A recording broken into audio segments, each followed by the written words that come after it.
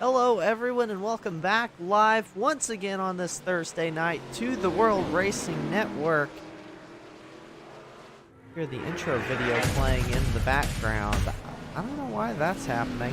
I don't know if you all can hear that. We'll see if that goes away. That was a little distracting in my ear. But anyways, welcome live again on a Thursday night to the world. Oh, it's because I have the stream open on YouTube. This is professional operation we have here at the World Racing Network. Anyways, hello everyone, I am Mitchell Adams, and we are going to start over again because it is Thursday night and it is time to go short track racing at Martinsville for what should be a very interesting 150 laps here on the World Racing Network. Philip Scott was fastest in practice. The driver has been so good on short tracks all season long. It's not really much surprise to see Philip doing so well here tonight at Martinsville. We had Jason Gracia second in practice. I believe Doug Neal might have been third if memory serves me right. At least when I checked, I thought Doug Neal was third.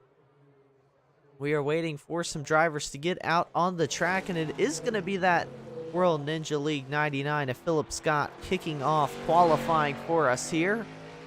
Martinsville, a very, very difficult racetrack. This place is nestled in Martinsville, Virginia, and it is just over a half mile, 1.2 something miles to be exact.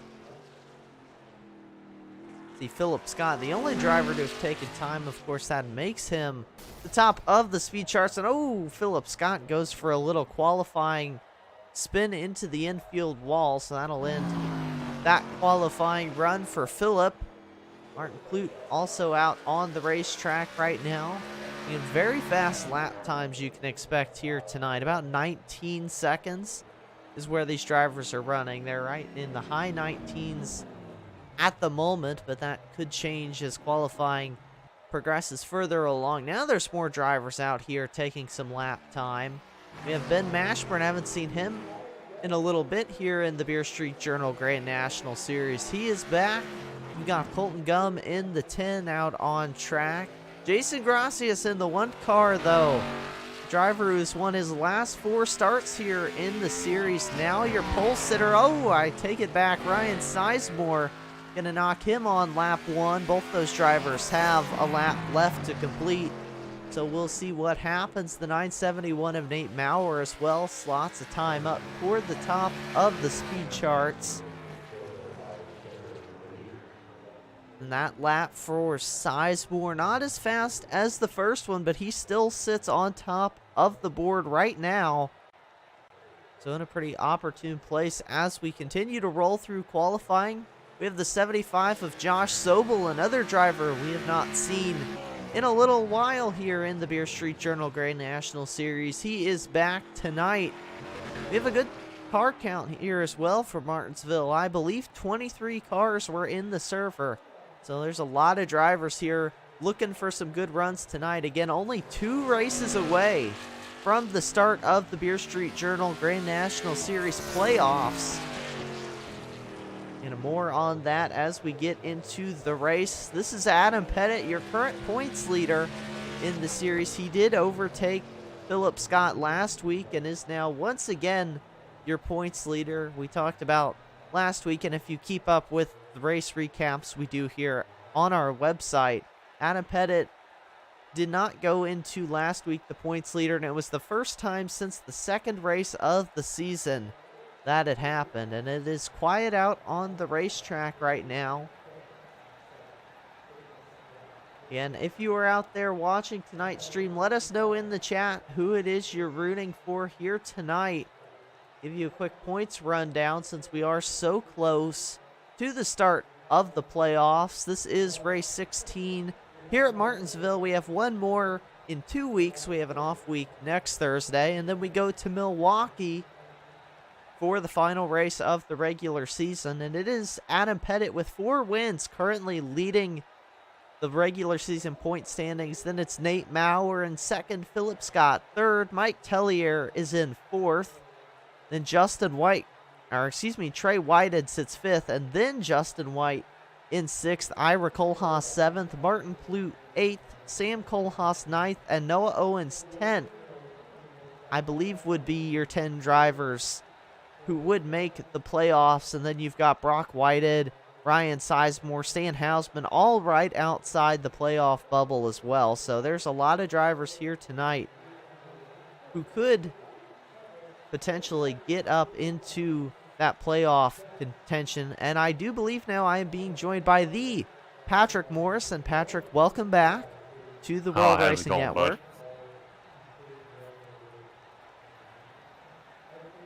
Let's go, Mitchell. Try this again. Let me see. We're not getting you on my end. Looks like you were talking to me. Oh, yeah. Qualifying is wrapping up, though, here from Martinsville. Let me go check something again on my end, because it's been a little bit of a weird technology day at the World Racing Network. I had a bunch of my microphone stuff get messed up. I tried to fix it. We'll see if that worked. Check, check, 1, 2. Yeah, now we've got Patrick Morrison. I've had some weird technical bugaboos going on my end, but we have it fixed right in time for the field to get gridded up for tonight's race. It is Ryan Sizemore coming off that win at iRacing Super Speedway, picking up a pole, so not a bad string of races here for Sizemore. Of course, we haven't even started 150 laps here at Martinsville, but we'll take you through the starting order here tonight. It is the 8 of Sizemore starting up on the front row with Nate Maurer in the 971. Then it's Jason Gracias looking for his 5th win in a row in the series, at least in races he's started. Then it's Philip Scott in the 99 rolling off in 4th. In 5th is the 83 of Adam Pettit. Starting 6th is going to be Ira Cole Haas, who's another driver who's been having a good string of races here. In 7th is Jordan Shepler in the 13. Haven't seen Jordan in a while. Starting in 8th is Josh Sobel. Starting 9th is the 10 of Colton Gum. And then rounding out the top 10 is going to be Martin Plute in the number 4 machine. Patrick, you want to take him through the rest of the top 20? Oh, yeah. Well, you are coming off with Martin Plute in the 10th position. Following behind him in the 24 Toyota is Ben Mashburn, followed by Doug Neal in the 77. Oh, man, a lot of fast drivers there. Trey Whitehead in the 33. Noah Owens in the 88, starting 14th. 15th is Tom Lester, waiting for Mike Tellier to load in for the 16th place in his Toyota. And, boy, we're following up with a lot of Chevys after that. Jeremy Richmond, 17th. Brock Whitehead, 18th. Justin White, 19th. Stan Hausman, boy, that's interesting to see him start so far back there in that position. Now I think they are now mixing up on me here, so yeah, carry on from at 20. Yeah, Garrett Gleason going to roll off from 21st. The 49 of Bryce Hunter goes from 22nd. In 23rd is the 3 of Jason Shue. And I have Sam Cole Haas and Bryant Newingham not making the start from what it looks like I'm seeing here. So it will be 23 drivers taking the green flag here from Martinsville. Sean Kosher in the chat saying, let's go Adam Pettit. He is going to roll off from, let's see, the 5th place position. That is where I said he was going to start. Patrick, Martinsville, a very, very tough racetrack. This is always one on the schedule we look at to be a track where drivers have to be really focused, because it's so easy to make a mistake here and collect a lot of cars in an incident. So Ryan Sizemore's got to love that starting position, but we have one of the biggest fields we've had here tonight in a while. A lot of drivers coming back who we haven't seen in a little bit, so there's a lot of variables drivers just gonna kind of have to feel out when they go green, which momentarily, because the pace car is pulled off the track. Yeah, I hate to be the bearer of bad news, but if I'm not mistaken, Mike Tellier will be starting, and Eowell serving a penalty from the last race. I believe Brock Whitehead as well. But we are under green here, Mitchell. It looks like Ryan Sizemore gets a good shot. But, man, looks like Nate Maurer there gets jammed up, hits the wall, and now we got our first caution. Yeah, caution flag already in the air. Didn't really even get into turn 1. We want to talk about Martinsville being a difficult racetrack, I think that just kind of shows it right there. And we will go back and find this one. I think it's going to be a case of drivers being a little bit excited to get the race going. Here's some restart shenanigans going on at Martinsville. Watch the 10 of Colton Gum here, starting inside the top 10 as he checks up. Ben Mashburn gets into him, and oh, it's the 83 of Adam Pettit who ended up going around with Josh Sobel. Get another look back at that one with the cameras refocused, because that is big incident early on for your points leader who's just looking for a good run here tonight. We'll take another look back at it.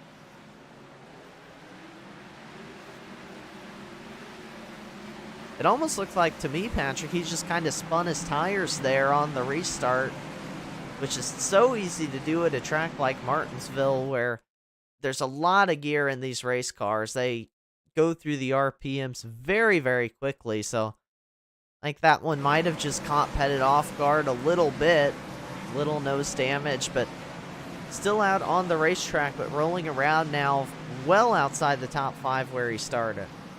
Yeah, really not something you see usual of Adam Pettit there. He's now going to be starting 16 spots back from where he started, so that is going to be an ugly follow-up to the rest of this race. You really want to stay out front here at Martinsville.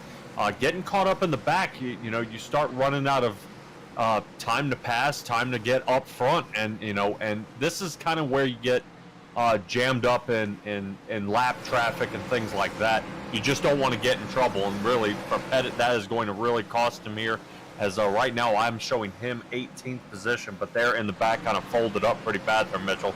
So I'm hoping aerodynamics won't be too bad for the front of these cars, but it's definitely going to affect his braking if he starts heating up too much. And there you see Mike Tellier. He's a little bit glad to get this caution. That'll get him back around to your race leaders. Of course, here, the 8 of Sizemore still going to be out front. I actually don't know. I thought Tellier was doing an EOL. I thought you were right, but he's behind the pace car somehow, but he'll be back. Caught up momentarily, but it is still the 8 of Ryan Sizemore leading. Jason Gracias, a driver, again, can't emphasize how much success he's had enough this season, Patrick.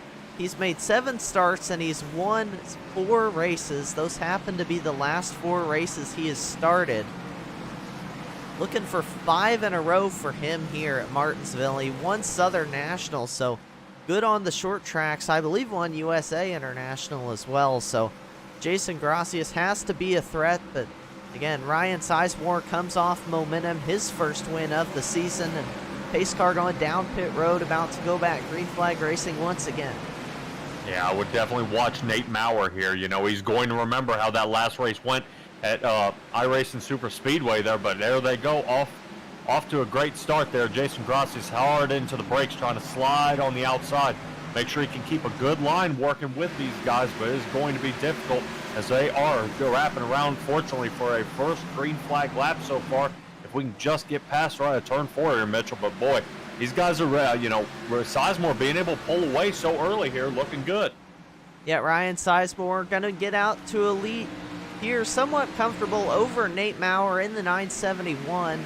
He is going to take second away from Jason Gracias, and then behind them, it's still a little bit of chaos for position. You've got Philip Scott just in front of a side-by-side battle between Colton Gum here in the 10 and Ira Cole Haas in the 29. Then you see behind them as well, it's just side-by-side. Couple rows deep as the 33 got a little high out of turn 2, but that's just short track racing. You don't really have to worry about the aerodynamics of these cars too much here tonight. That is something also the 83 of Adam Pettit going to be glad for after getting caught up in that first wreck. He's already back up to 17th on this restart, so Pettit making some quick moves, but as the tires wear out, that just gets more and more difficult, but we'll keep an eye on your points leader as he progresses through the field. Yeah, we'll definitely have to see how that works out for him. I'm kind of taking a little peek there at Jeremy Richmond in that 98 machine. getting real low into those turns, being able to get, conquer these turns, get on the inside right there of that 10 machine. I believe that is of Gum. Colton Gum falling back there pretty hard, but right now, yeah, Jeremy Richmond has a great line he's running so far. He's just got to be real careful because he's coming down and almost touching the grass on some of these turns. So that, and from short track racing there, Mitchell, that's kind of what you're going to see.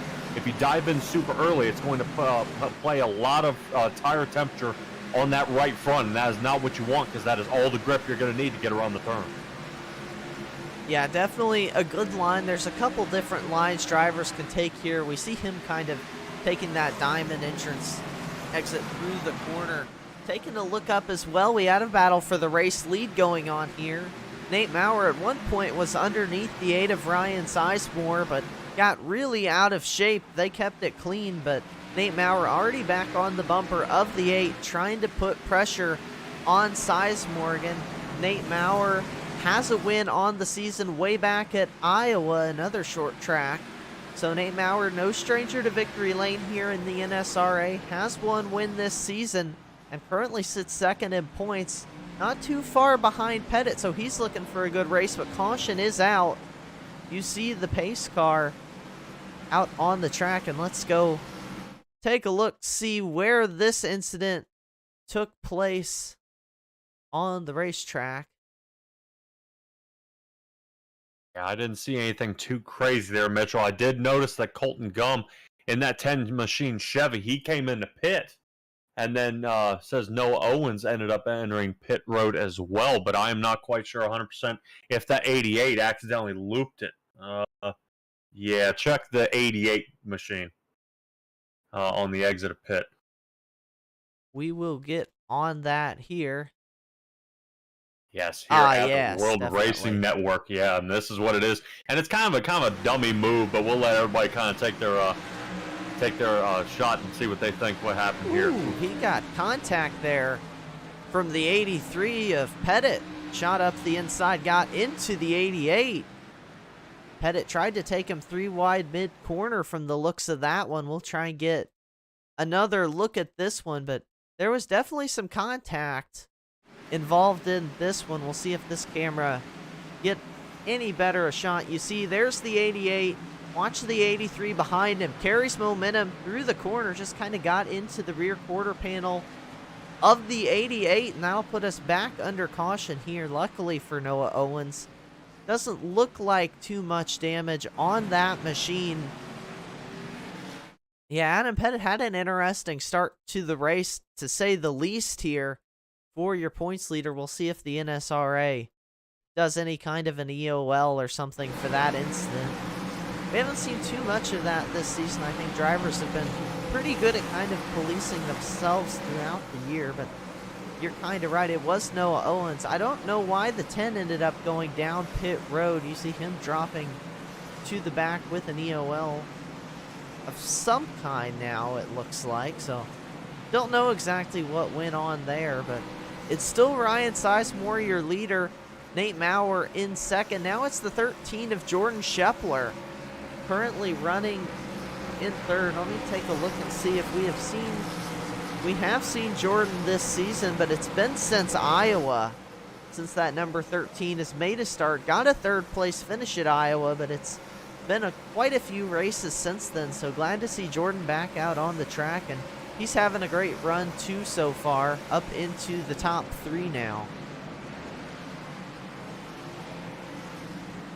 I'm just giving a quick little look here to see if any of our other racers out there decided to pit here, Mitchell. I'm not seeing really anything crazy going on here. Looking to see if anybody in the back showing me. My little ticker's telling me Gum is around, and I just don't see how that could be possible, seeing that looks like he is already filing for the back as well. My system was saying the same thing, and that's why it took me a minute to find the caution. I don't know why it thought the 10 was going around, because we didn't see anything, but green flag back in the air. Great start for the 8 of Ryan Sizemore that time. Nate Maurer and Jordan Scheffler are going to go into 1 and 2 side by side, and they're going to remain that way down the back straightaway. Momentarily, the 971 going to be able to clear. Ooh, maybe some contact between the 13 and 99. midway through 3 and 4, but they keep them straight here and side by side right behind them. Usually at Martinsville, we see the side-by-side racing early on the restarts, Patrick, and then it kind of gets more single-filed out and bottom lane dominant, but early on it seems like these cars really racy here in the short run. You definitely got to make your move and get that race, your preferred race line that you're used to running. Seeing Philip Scott there in the 99 diving it toward the inside, I don't think he expected Doug Neal to try to fight for that same spot there as well, so that's how the 99 got into the back of the 13 of Jordan Scheffler, because Doug Neal was actually pushing from behind, trying to go ahead and get his way up to the front. But yeah, here we go as we were piling through. I believe you were back there looking at Justin White in the number 2 car, fighting along there with Josh Sobel. Yep, we're looking at the battle for the top 10. This is the fight for 10th position. And it is between the 2 of Josh Sobel and the 2 of Justin White and the 75 of Josh Sobel. Justin started in 19th, now up inside the top 10, but Josh Sobel refuses to quit there in the outside lane.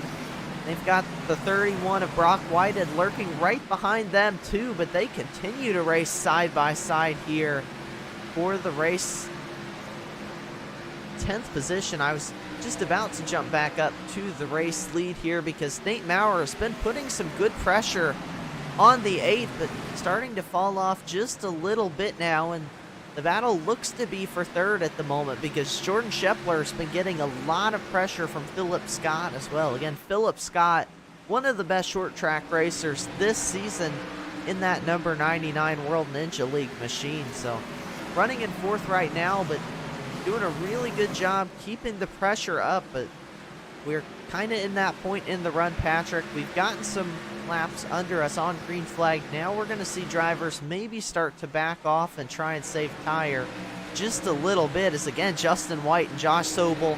Just now Justin White gets clear of Sobel for the 10th position.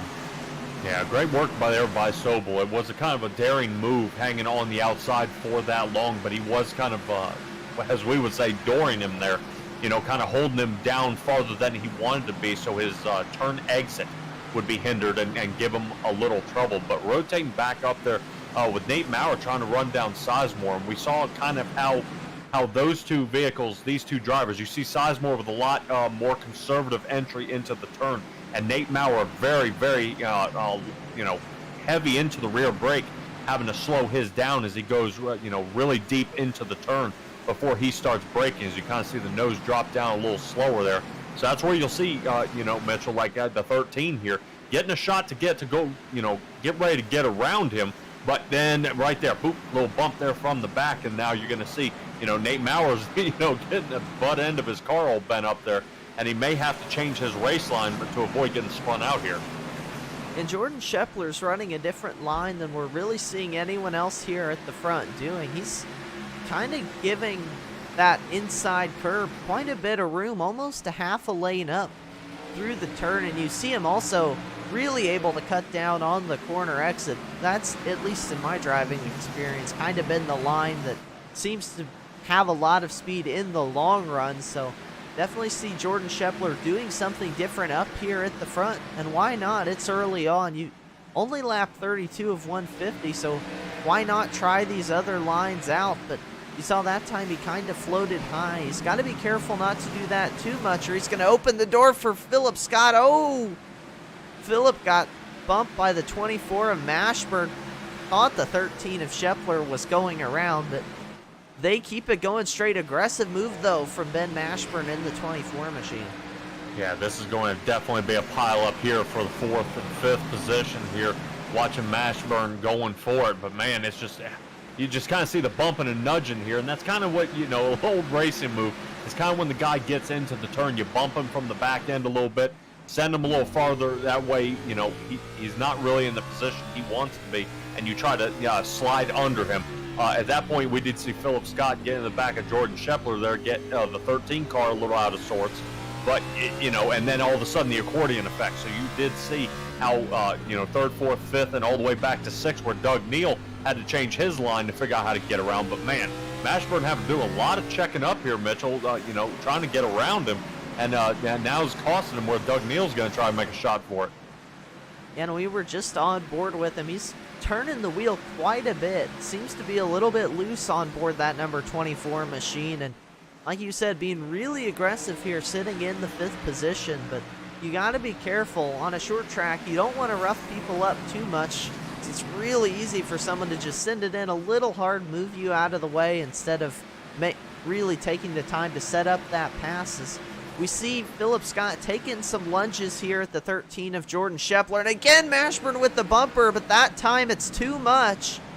The 99 of Philip Scott got turned sideways, but still going straight. But that checked up the entire field. Man, that was a little bit aggressive there from the 24. We'll go back and take a look at that one because, again, that checked up everybody behind them here for position. In fact, let's go on board with Ben Mashburn, headed down into turn number 1. Well, this is through turns 3 and 4. This is coming on to the front straightaway. You'll see him going down into turn 1. I think, rolled a little bit more through the center of the corner than the 99 of Philip Scott did. Like you see, that creates a huge gap up to the rest of the field. Jordan Scheffler is now 4 seconds in front of Ben Mashburn, who does now run in 4th place. But caution flag is out as we look back out onto the racetrack. I don't know if the caution was for what we were just looking at or if... Oh, no, it was... for Pettit got turned around. Yep, I was just seeing that here. It has been a rough night for the points leader. Here he is headed into turn 1. Just kind of in a tricky position. Got in the brakes too hot and kind of wheel hopped it into the corner. Looks to, again, just kind of gone around. Not taking too many other drivers out, but Adam Pettit's having a night here at Martinsville, to say the least. Not been a good one for driver of the Anything EC83 machine. Yeah, definitely a tough one for him. That stack up did start with a little bit of Jeremy Richmond catching that outside wall. So it started the accordion effect. Everybody started stacking up, and then just Adam Pettit tried to dive in to get low enough with enough speed and just got turned around after that. Yeah, originally we didn't end up with the caution because Ben Mashburn actually kept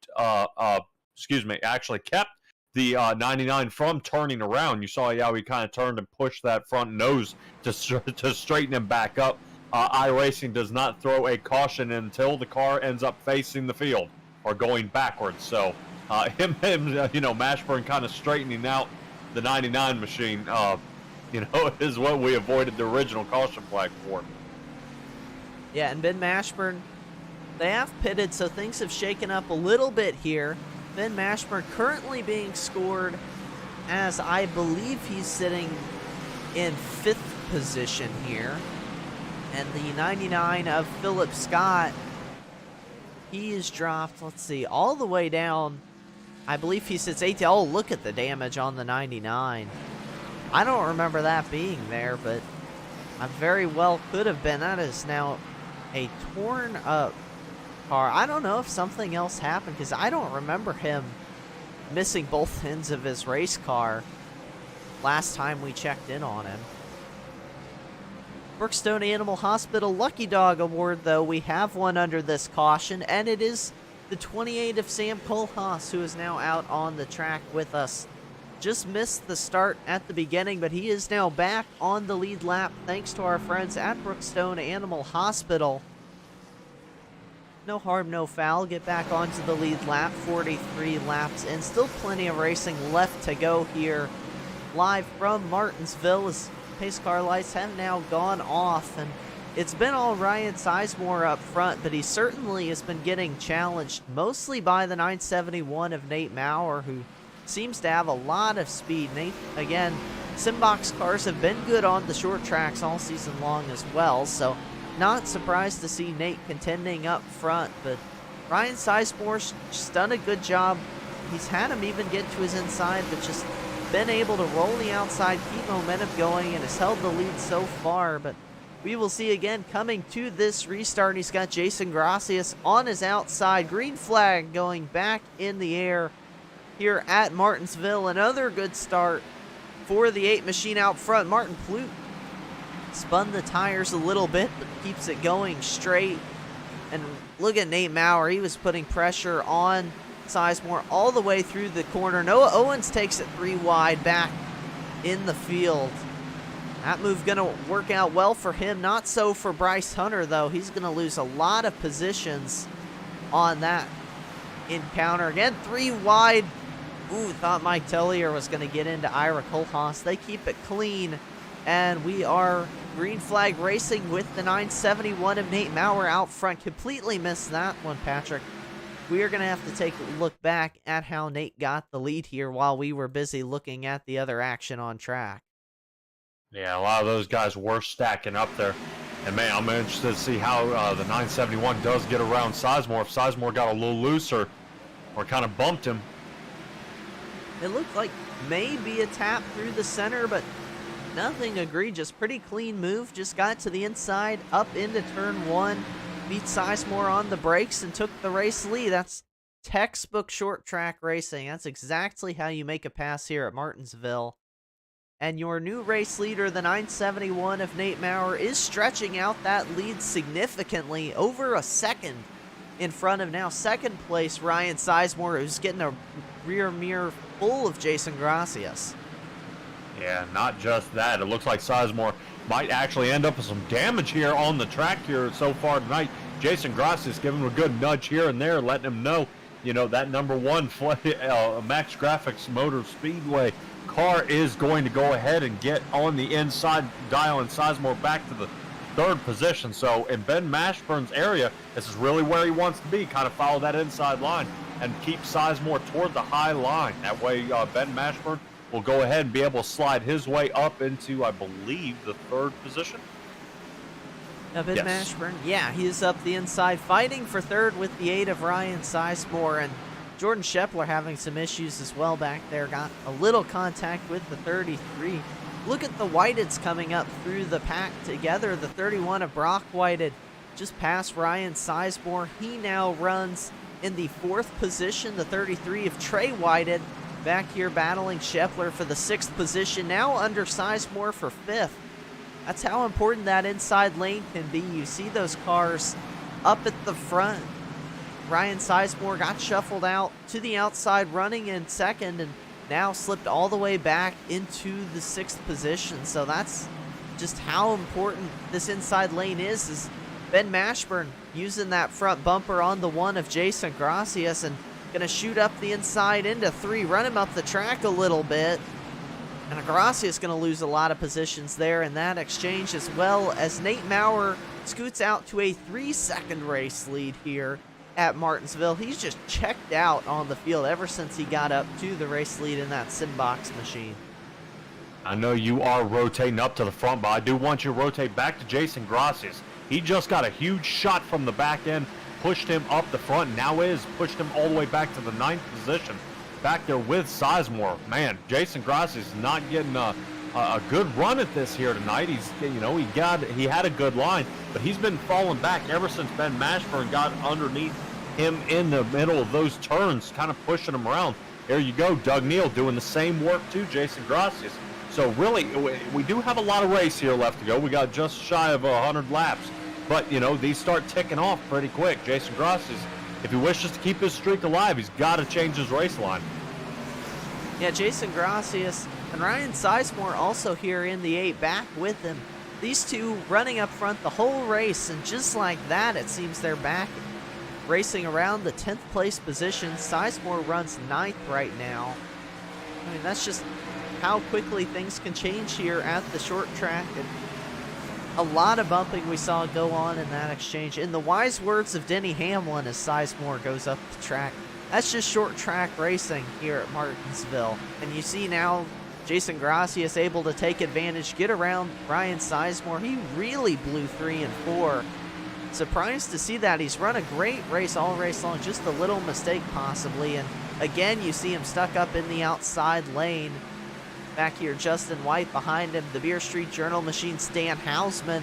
That is 15th place is where Stan runs at the moment. Then Ira Cole Haas, who started up toward the front in 6th, all the way back into 16th now. So not a great start to the race, but again, just past a third of the way there. Of course, Nate Maurer wishes we were a lot closer, as he still runs about 2.5 seconds in front of second place Ben Mashburn. I mean, Nate Maurer, I don't know that he really ran blistering laps. I mean, he's been fast. We've seen it all race long, but I think the big thing is just the drivers behind him were running really aggressive, fighting really hard, bumping into each other, and that just allowed him to scoot away into a really big race lead.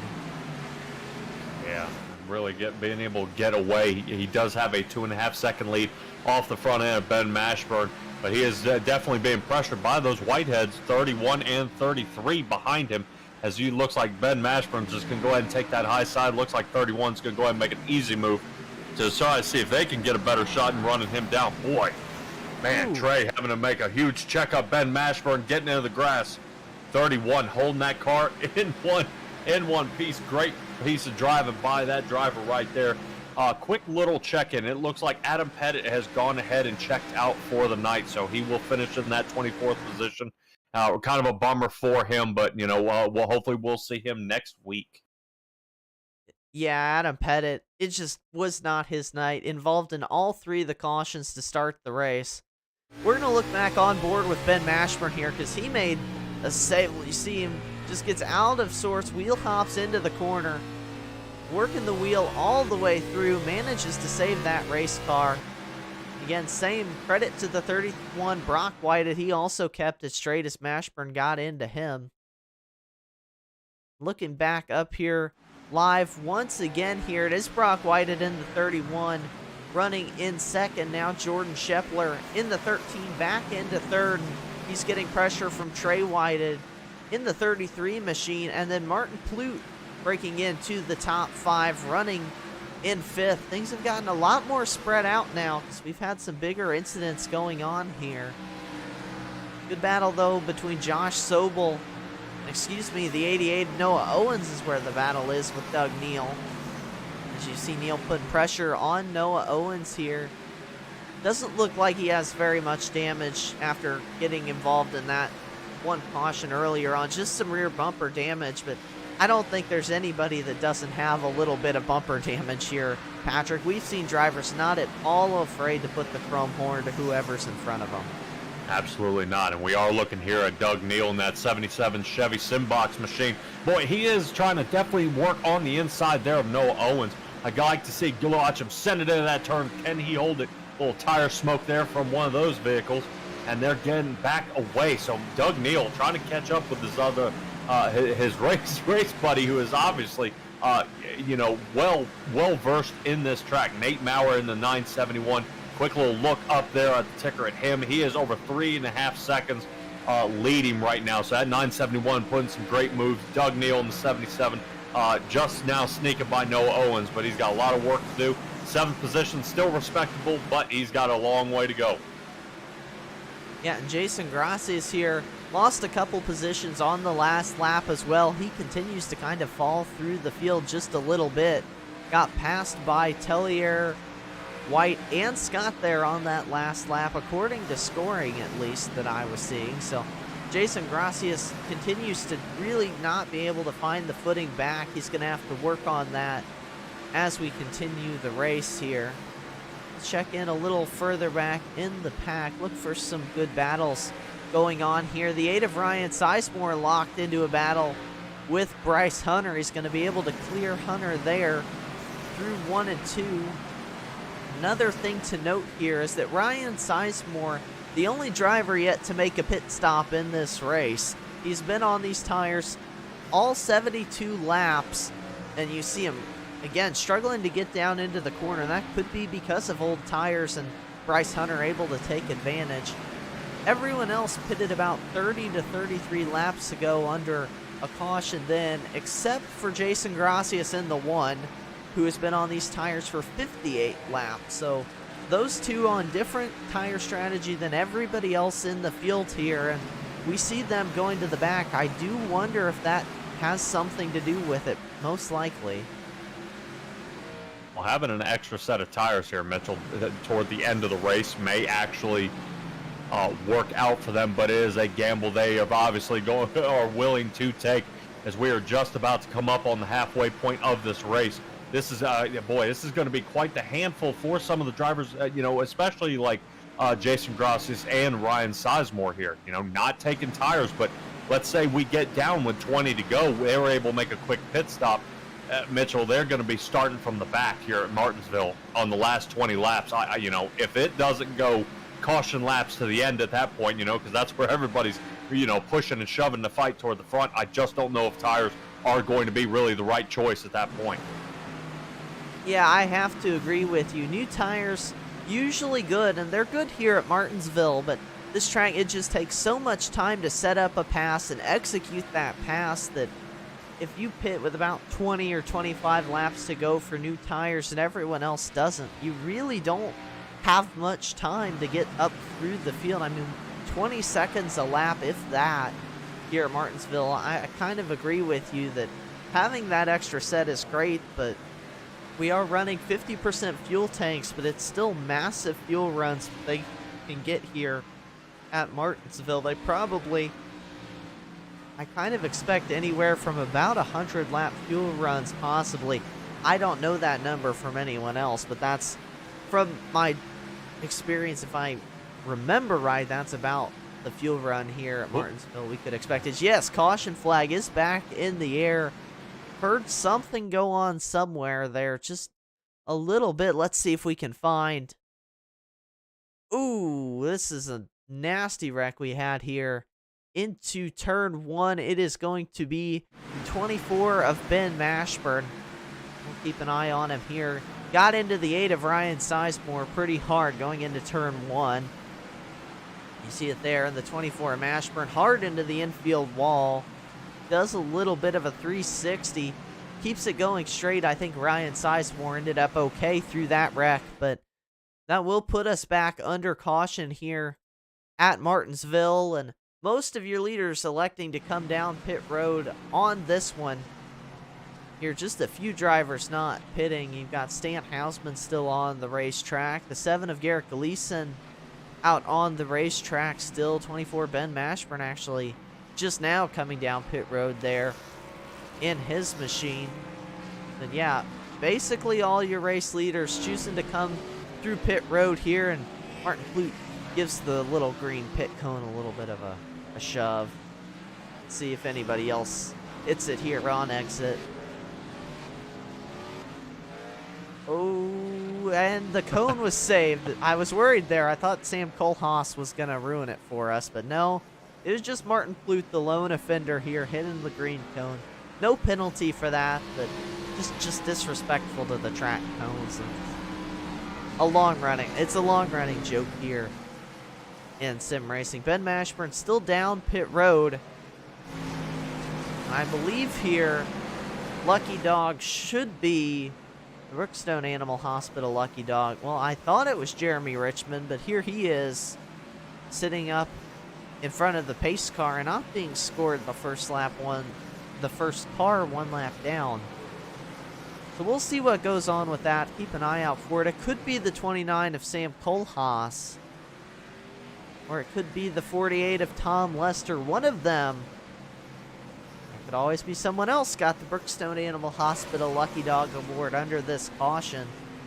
Whoever it was gets a lap back thanks to our friends at Brookstone Animal Hospital.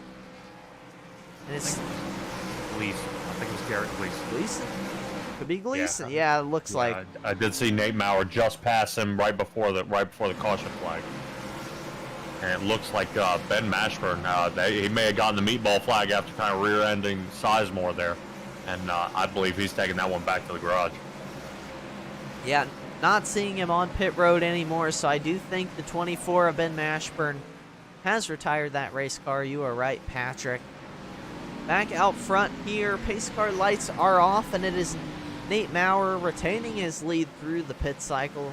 I don't think he'd like to give up a 3-second lead, but you got to do it sometimes here. He's got the 31 of Brock Whited going to be starting to his outside on this restart.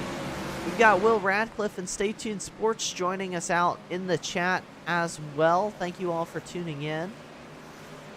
And there is the green flag. Good start for Nate Maurer. He's going to get a great jump on the 31, and the Whiteheads go into turns 1 and 2 side by side. Look at Philip Scott missing the front end of the car, missing the rear end of the car, but still out here turning laps and running fourth, so they can't take Philip Scott down that easy. I know we usually have a lot of Philip Scott fans out in the chat. If you're there, let us know. Of course, if you're rooting for someone else, you're also free to use the chat as you'd like. Quickly single file now. Philip Scott in line, and Nate Maurer, once again, Patrick, scoots out to a really good lead already over a second, but caution flag in the air once again. Plute. Oh, boy. Ooh, this is a massive, yeah. Yeah, I was going to say, it's a pretty good stack up. We did see on the restart, Martin Plute had a little bit of trouble. I just don't know if his car is able to hook up on these restarts. Oof. He got into the 47 of Tellier, kind of checked up, was maybe going to let Tellier keep the position. Don't know exactly, but that ended up creating a big pile up here. You see Josh Sobel, Ira Cole Haas. A lot of drivers involved in that one. We'll go grab another look here. Yeah, you're going to see him get into the 47 of Mike Tellier, not in the Hello Kitty car anymore. Gets into Tellier, Gracias plows in, Owens plows in, and the four just kind of gets spun around, and Josh Sobel, Ira Cole Haas with nowhere to go in that one. Caution flag out once again here at Martinsville. I think that's the first wreck we've had that's really involved a lot of cars here. Everything else has kind of been 1 or 2 car incidents. Yeah, and a lot of damage at that point. I think, when Gracias kind of came down and they ended up clipping each other, that may have done it for them. Martin Plute is heading down pit road. I really hope this isn't going to do it for his night. He may be coming down, just try to square off a little damage, or maybe just put a little extra shot of fuel to make it toward the end. I would assume they have enough fuel here, Mitchell, but I'm not sure. But Martin Plute working his way down pit road, but Nate Maurer getting that, really getting that breakaway during the restarts seems to be key for him. He was following behind Sizemore for most of that race, but it just, when Sizemore ended up getting in his way, almost the way it seems, he had nowhere to go. Now that he has nothing but clean air in front of him, away that 971 Simbox racing vehicle will pull away. But, your biggest movers of the race, Trey and Brock Whitehead. Brock Whitehead is sitting in the 3rd position right now, and the 31 has up 15 spots from the start. So right now, he's the biggest mover of the race, and there he is in 3rd place, along with his brother Trey in 2nd, and he is up 11 spots. So, a lot of the cars up here, Mitchell, making moves and really being able to put this thing away. But we'll have to see if any part of the Max Graphics team survives at this point. It's been a rough night for a lot of drivers here tonight. We've got Adam Pettit in the garage, Colton Gum in the garage, Ben Mashburn now retired that car. I think Jason Shue, no, he is getting back out on the track now. It was showing him in the garage for just a minute, but he is in fact still in this race. Taking a look to find our Brookstone Animal Hospital Lucky Dog Award winner here under this caution. I believe it was Jeremy Richmond in the 98. Picks up a lap thanks to Brookstone Animal Hospital, and looks to be right. He's at the tail end of the field, so unless it was one of those two behind him picking up, but I do believe it was Richmond. But it's going to be Nate Maurer restarting from the 1st place position once again. Green flag back in the air, and again Nate Maurer just getting incredibly good starts here at Martinsville. And you see the field here. This is a nice camera. I didn't realize I had until I clicked the button. Oh yeah, get a good shot there from the gearbox, kind of being able to see everybody kind of chasing each other down, especially when they're going. But man, just from the outside looking in, Justin White having a little trouble there, getting stacked up there in the back, but Nate Maurer still being able to pull away from the 31 and the 33 machine, followed by Philip Scott in the 99 and Doug Neal to round out the top 5. Starting a single file out already, but some of these guys just starting to get a little loose. We're diving into the turn very, very early here, Mitchell, and you see him kind of touching that grass, getting out of sorts, and it's just starting to loosen these cars up, and really not what you want to do when you're coming with just about under 60 laps to go. Yeah, we are getting well past the halfway point now. I don't think the grass is there in real life anymore, which is kind of a shame because it makes the track just that much more treacherous. But yeah, you see drivers getting out of shape. Jordan Scheffler had a little itty-bitty moment that made me pan the camera toward him a couple laps ago. Philip Scott still runs in fourth between the two whiteheads.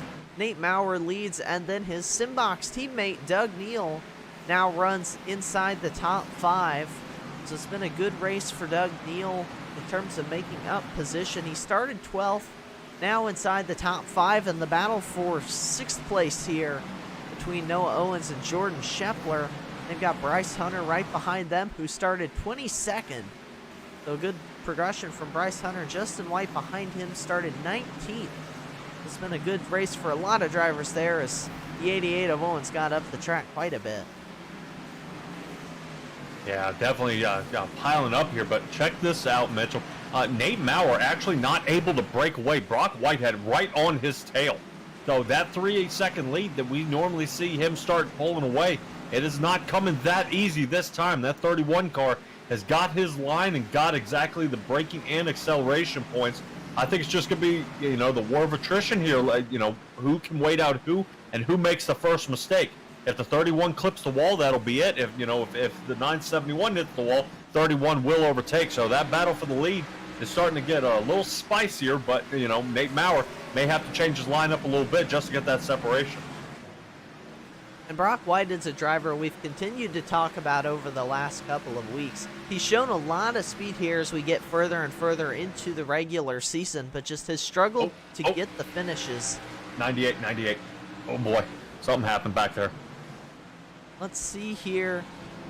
Jeremy Richmond up the track. We see Ira Cole Haas up the track as well, and there is caution flag in the air. Let's take a look here. You saw something we didn't hear. Oh, yeah, actually go back where almost on the back stretch where these guys are getting 3 wide here on the back. Looks like Jeremy Richmond gets a little loose, 3 wide with Noah Owens. He gets into Owens on the corner exit, didn't leave us much room as Jeremy Richmond anticipated, and that turns the 88 around here out of turn 4. And it seems like the turn exits have been the place that have been the most treacherous here tonight. We'll go on board with, we'll go on board with Noah Owens. This is 1 and 2. So we have a whole back straightaway left to go before he gets spun around. Actually, let's jump on Jeremy Richmond here in the 98. See him, gets the curb just a little bit, slides up the track, all's well and good, and maybe the 88 got a little loose above him, it almost looked like from that angle. It didn't look like it from the first shot, though, but definitely two drivers disagreeing about real estate out on the racetrack. Yeah, really kind of a bummer there for some of those vehicles. I believe Tellier and Shu are going ahead and bringing it down pit road at this point. The only 2 vehicles to do so, so everybody else remains back out on the track. Tellier, a lot of damage there in the front as you took a quick peek there. But we're going to have to see how some of these guys work out. Not sure if they're going to go ahead and take tires or not, or just try to get some of that damage fixed. The more damage to the front of those cars, the more we're going to be looking at, overheating conditions. Here at Martinsville, you're kind of on the gas and then on the brakes. So heat transfer is required for this, for this track. So you've got to be super careful. But now, man, Nate Maurer was just starting to get away from Brock Whitehead there, and now he's going to be punished. And he's going to have a lot more to go. But here we go. Look at that. Stan Hausman entering pit. Looks like Jason Gracias, the 7 car. I believe that is Garrett Gleason. And Martin Plute coming down pit road now. So any kind of strategy thoughts here, Mitchell? I think at this point they're coming down to give themselves some tires with 50 laps to go would be my assumption. I think everyone is good on fuel from this point forward, so that's not an issue. And really, I wouldn't be surprised if we don't see many more tire stops from here, just because usually Martinsville races play out where track position ends up key toward the end. I do want to point out that you were talking about having to worry about your bumper. Don't tell Philip Scott you need to worry about having a bumper for anything, because he is out here. Look at him. He has no bumper left on that race car. It is just, oh, the word's escaping me. It's the frame, that's the word, the frame of race car there for Philip Scott. So running in third too with that, might I add. So we'll see how that works out for him. I definitely agree it's not something you want. As the field lined up once again, we were talking about Brock Whitehead here, running in second. Great speed lately, but has not been able to avoid some incidents and put together the finishes here. But definitely looking strong once again here tonight, as green flag going to be back out here. Nate Maurer hits the gas pedal, and it was a better start for everyone else this time on the restart. Nate's kind of been the restart king here of late, but this time much better start for Philip Scott and Brock Whitehead behind him as they're racing side by side for second. Yeah, I definitely expect to see Philip Scott kind of send it on in through the turn and kind of bump the back of Nate Maurer if he has the chance. Doug Neal still fighting on the outside there. Wow, a lot of speed he carries through that turn. Now on the outside of Philip Scott, so now the battle for third is going to be between Philip Scott and Doug Neal in the Simbox Racing Machine. It's really a tough move there, but Doug Neal showing that outside line can work. He's just got to dive it in a lot harder. Now, Mitchell, you and I both know, pile up. As we got 98 of Jeremy Richmond is around in the middle of 3 and 4. Yeah, and we stay green, though, here, and there is the caution flag now waving here. Let's go look, see what happened to Jeremy Richmond. Feels like just a little bit ago he was involved in another caution here. We'll see what happens. He was battling, looking to cut to the inside of Tom Lester. I think he was a little overzealous with that dive, carried in too much speed, and a little extra contact from Ira Cole Haas as well doesn't hurt, but yep, Jeremy Richmond will go on board with him. Another driver here in the last little portion of the race just can't seem to avoid the incidents here. We'll go on board. This is exiting turn 2, so you're going to see he'll just cross over and just can't quite get the car loaded up in time. Yeah, gets there on the inside of Lester and just not enough. But that little bump there right toward the end, that kind of sealed the deal. I think they may have gone ahead and there would have been no caution flag except that second bump there. So a lot of cars filing back down pit lane here again. Martin Plute coming back down again. Jeremy Richmond, Gleason's coming down. I believe that is Ira and Sam Cole Haas there, both of them coming down pit lane. So a lot of drivers trying to switch up the strategy, and I kind of like it. You know, it's you kind of, if you're one of the cars that has been getting tangled up in the back, dealing with a lot of damage, why not? You got a few, you know, about 28-30 seconds. Go ahead, you know, have your pit crew straighten out a few of these panels and get back out there. But man, these guys got to hurry up before the end of pit lane closes there. Don't want to speed. I believe pit lane speed, let's see. Pit lane speed is 35 miles an hour, and the pace car speed's 40. So you got to be out there a lot earlier before that truck gets around. 40 mile an hour pace car speed, slower than we run pit speed at a lot of other tracks. So it's got to feel like crawling around this half mile for all these drivers here on the track. Nate Maurer still out front. Bryce Hunter went back down pit road once again. Jason Gracias down pit road. Actually just dodged that commitment cone. Faked this out here at the World Racing Network. So good work by Gracias. Mike Tellier back down pit road. Tom Lester again down pit road. Got a chunk of that one, but doesn't look terrible, at least relative to a lot of the competition on the track. Tom Lester has done a really good job. I'll see. We'll play the game. Does anyone have a clean car left on the racetrack? That's the question. Let's see. Jordan Schepler looks pretty good here in the 13. A little bit of damage on the rear bumper. Nope. Let's see. Justin White. No, rear bumper damage. Let's jump back. Stan Hausman. We'll see. Check on Stan in the Beer Street Journal car. He looks to have a little bit of a crank. No, Stan looks pretty clean. I can't tell. Yeah, a little rear bumper contact, so Stan's out. I was going to say, if you got a lot of clean drivers here, Mitchell, I don't think anybody's going to be racing you clean and folding up the rear end of your car. So trying to find a straight car may be the needle in the haystack. I want to say we have yet to see anyone here. Oh, let's look. Sam Cole Haas looks kind of pretty in the Pepsi machine. 29 or 28. Yeah, Sam Cole Haas, 28. I think he wins. He might be the only clean car left out on this racetrack here. Green flag about to go back in the air once again. Once again, it's Nate Maurer and Brock Whited, but this time, another great jump for Nate Maurer. He gets out to a big lead. Jordan Scheffler made an aggressive jump down to the inside here. Tried to get under Doug Neal, but Doug doing a good job there in the outside.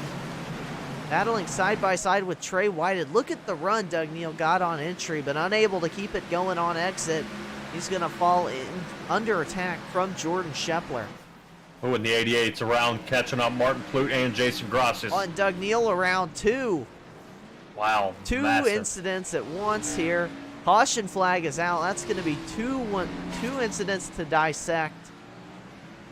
Going to happen at the exact same time, so we'll get moving on these replays because, again, a lot for us to look at here under this one. We'll start. I know Stan was involved, so let's take a look at Stan Hausman here. It started with the 88, who gets turned around and then just nowhere for anybody to go but straight into the wreck. Jeremy Richmond involved, Bryce Hunter, a lot of drivers. Jason Gracias, Tom Lester, Stan Hausman. Ton of people involved in that one. We'll go grab one more look, focusing in on the 88 of Noah Owens. We'll see. Maybe Jason Gracias right on the bumper. Yeah, it was a shove from Gracias. Send him around. Ooh, Stan did get a massive hit there. Then we have another wreck that took place under that caution that saw the 77 of Doug Neal go spinning around. So let's see. Doug was battling with Jordan Scheffler here, and Jordan just charged through the center of the corner and got into Doug. That one going to be a single car wreck. The big one, like we said, this one back here behind him. Look at Martin Plute, torn up race car.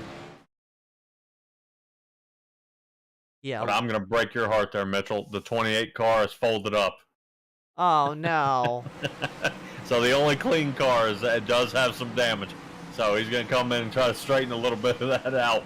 But yeah, that car is folded up pretty good on that one. Yeah, the front end not looking so pretty anymore for Sam Cole Haas. Give him a ton of credit, though. Made it 115 laps at Martinsville without crankling that car up. He does win. We don't have an official award, but if we did, congratulations, Sam. You won having the cleanest car for the longest award here tonight at Martinsville.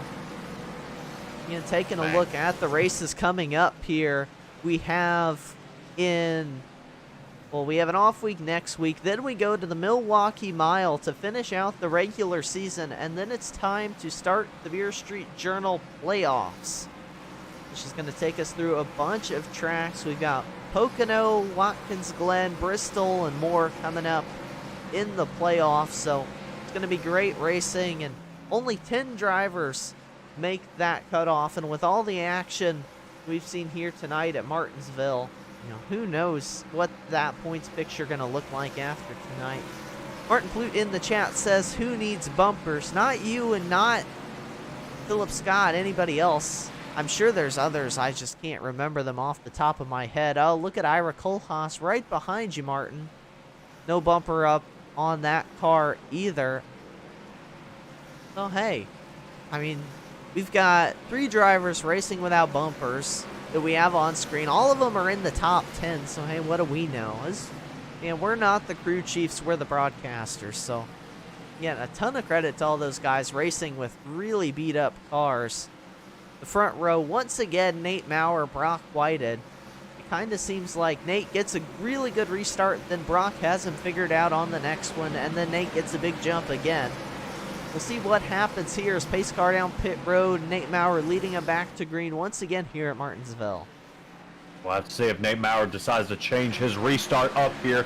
Doesn't seem to do much different there. Goes ahead and slides his way around with at least a mostly complete car from Nate Maurer there. But he is running into lap traffic early.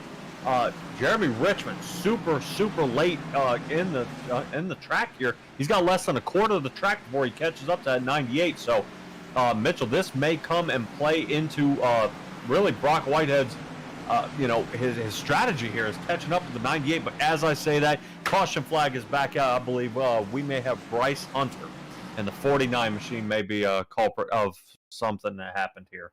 Seems to be the car that is in the rear, and I will let you show us what happened. Yep, it does look like Bryce Hunter, I'm unashamed to say my favorite paint scheme on the track, the Dr. Pepper car, tried to go low and block Ryan Sizemore. Sizemore said, nope, I'm going up the inside, and around goes the 49 of Bryce Hunter. That was a pretty straightforward wreck, just aggressive late in the race, trying to protect track position, wants to take track position, and those two don't really go well together. We'll go on board with the 8 of Sizemore. You see here, 49 just goes a little low. Sizemore says, nope, I want the inside, and around goes Bryce Hunter. It's kind of, that's textbook, textbook wreck. I guess that's the thing. We see that a lot here at Martinsville and at all short tracks. Just the inside so important. Bryce Hunter tried to block, and getting late in the race, Ryan Sizemore didn't want to give it up. Definitely tough for a lot of these drivers. I agree out there with Martin Plute, who needs bumpers. Fortunately, it's a short track. This would be absolutely detrimental if you were on a super speedway such as Talladega or whatnot, where a slight fold in the hood and your night is over. But yeah, here we're going to be battling. The only thing they're going to be losing is that little bit of protection. You know, if let's say Martin Plute keeps bumping the back end of the 31 of Brock Whitehead here, you know, he's going to end up starting to run into some engine trouble. So he's got to be careful. But, you know, it looks like Doug Neal doesn't have much to wear off the back of Martin Plute's vehicle. So really bumping and banging happened a lot here. 25, just as I say that, here we go. 25 laps, really left in this race. I'm hoping we see it finish under green here. But, you know, these cautions are starting to breed more cautions here, Mitchell. Yeah, and we've kind of seen that at the short tracks this season, too. When we start to get cautions this late in the race, drivers just getting more aggressive. It's led to some strings of cautions. We do have some Beer Street Journal last calls locked and loaded if we need them here. That is our version of an overtime here in the NSRA Beer Street Journal Grand National Series. But hopefully we don't have to use them, and like you said, we'll see this race end under normal green flag conditions. Coming to 25 laps to go when they cross the start finish. This time, of course, it's under caution, but Martin Plute runs up in third, Doug Neal in fourth, Ira Cole Haas in fifth. So it's now 2 cars in the top 5 without front bumpers on those cars. Ira Cole Haas still has the rear bumper intact. Good for you, Ira. And we'll check in on Sam Cole Haas again. Cleanest car on the racetrack, at least was. Oh, look at Garrett Gleason here in the 7. Little crinkle on the rear bumper, but Gleason's not doing too bad for himself tonight either. Jeremy Richmond joins the no bumper club. I think he's been like that for a little bit here. I guess I better go back, look up at the race lead again, because they are restarting here. We'll see if Nate Maurer continues to get the good jump. Looks like he does here. Look at Doug Neal charging hard there in the outside lane. Tried to make something happen for a second. I don't think that's going to work out too well. So he's fallen into the clutches of Martin Plute. Look at Tom Lester, too, in the 48. He's running up here inside the top 5. This is a good run for Tom Lester here tonight. We've seen him involved in a couple of incidents here recently. A bunch of bumping and banging going on. Philip Scott shoved up the racetrack, but they keep him going straight here. Again, under 25 laps to go now. I'm taking a quick look up here at Brock Whitehead. Gave a shot to Nate Maurer right to the rear bumper, kind of trying to loosen up that 971, try to slow him down before he breaks away. Brock doing everything he can to keep the traction underneath the back end of that vehicle. He did slip coming out of 4 last lap, but he is that seems to be Brock Whitehead's best turns. Is 3 and 4 is really where he catches Nate Maurer.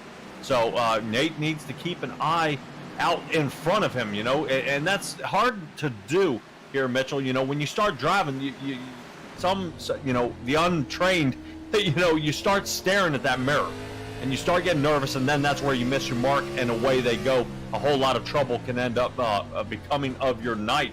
But Nate Maurer going ahead, buckling down, keeping his eyes straight ahead, and hitting his marks, and is now starting to pull away. Yeah, Nate Maurer doing a good job up in the front. Again, a veteran here in the National Sim Racing Association.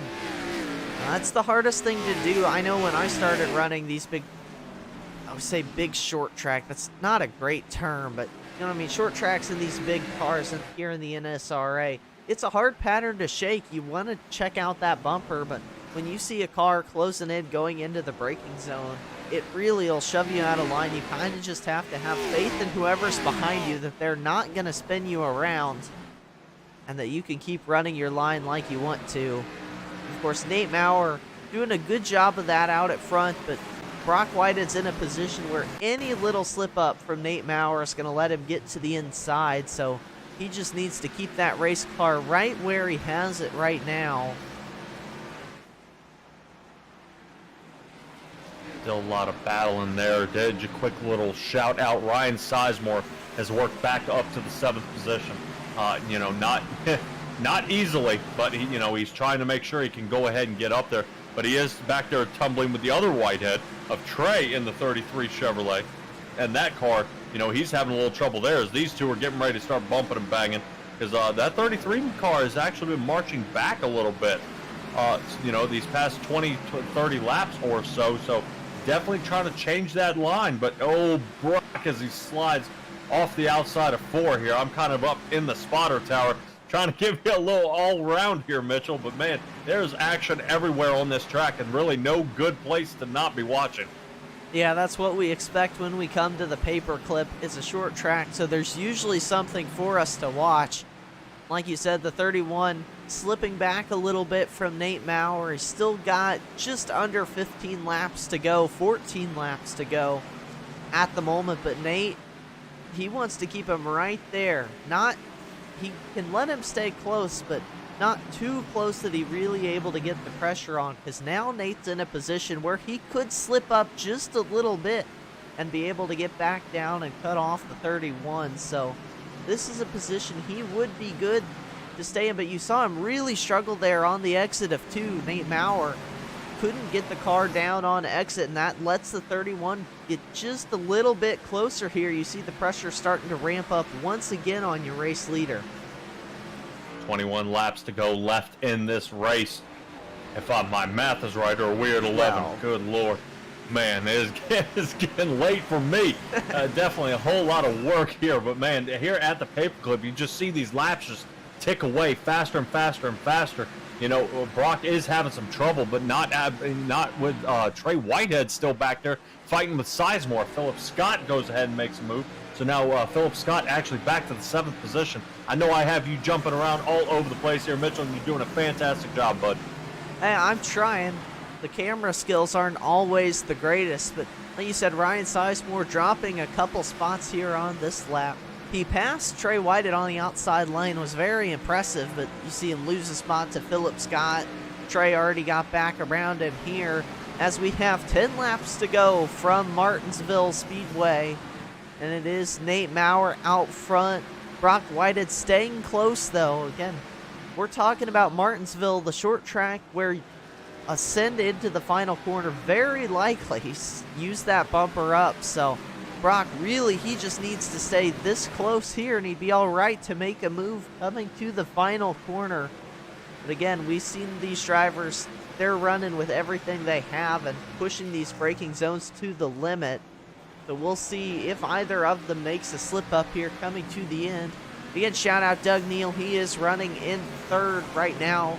Great race for Doug Neal here tonight. Martin Plute still runs 4th without either of his bumpers. And Tom Lester in the 48 runs inside the top 5. So all around good day for these drivers here at Martinsville. Of course, again, a lot of other drivers not so fortunate, but coming to the end here, this is really the battle we're going to have to keep our eye on, Patrick, because I have a feeling this one's going to come down to the white flag.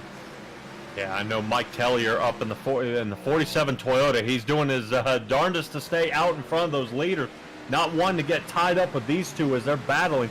They're both now entering 3, so lap traffic could be an issue here with less than 5 to go. Really, Brock is the only thing. On Nate Maurer as the 99 is around, and we now have a caution.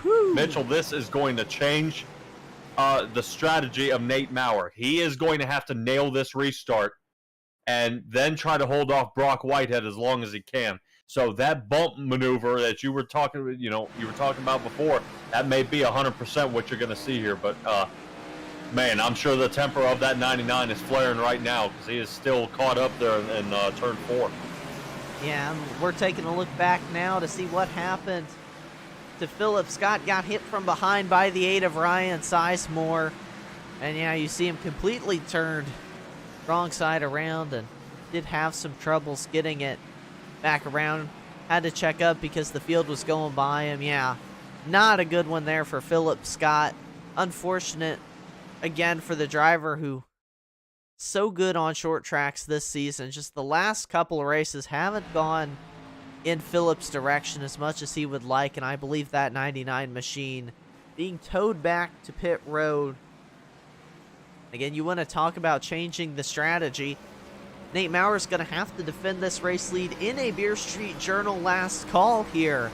So we are going to get one. And for those out there not so familiar with how this works, is that it is basically like the green-white checkered overtime finish in NASCAR. We're going to take the green flag, and then we are going to race one lap, white flag, and then next flag ends the race. That should be the checkered flag. So the Beer Street Journal last call is what we call it here. And we had Brantley out in the chat. Just ask that here. So I'm on it, Patrick. I know what we're doing. Yep, pace car lights remain on. So we are definitely going to the Beer Street Journal last call here tonight.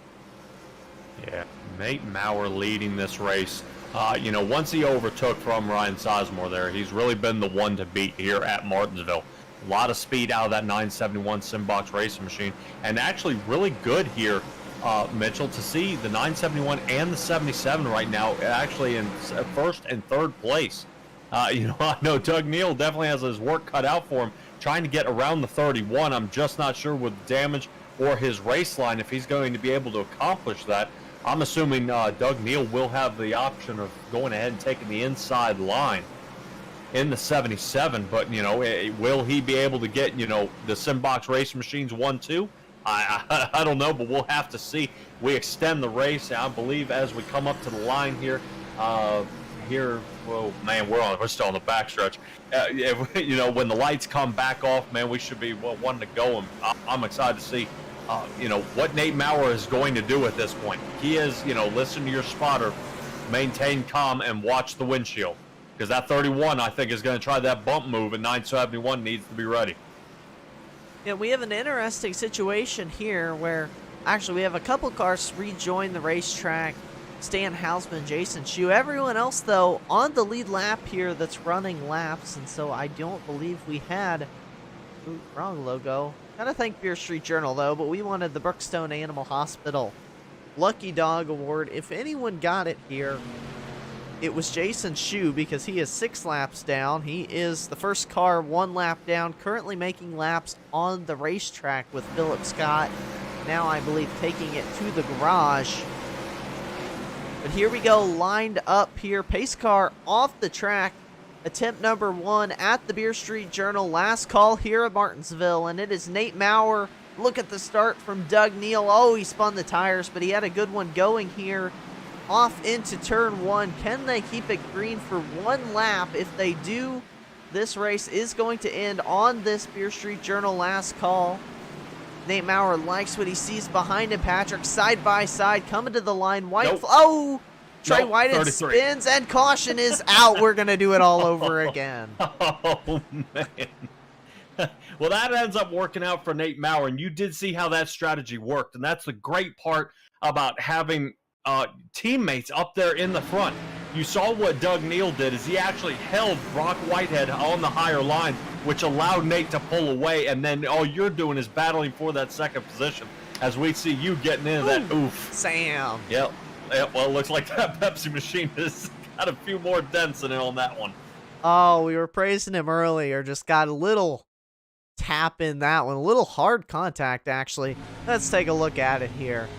Sam Cole Haas still wins the award for the cleanest car for the longest amount of time, but that heavy contact for the 28.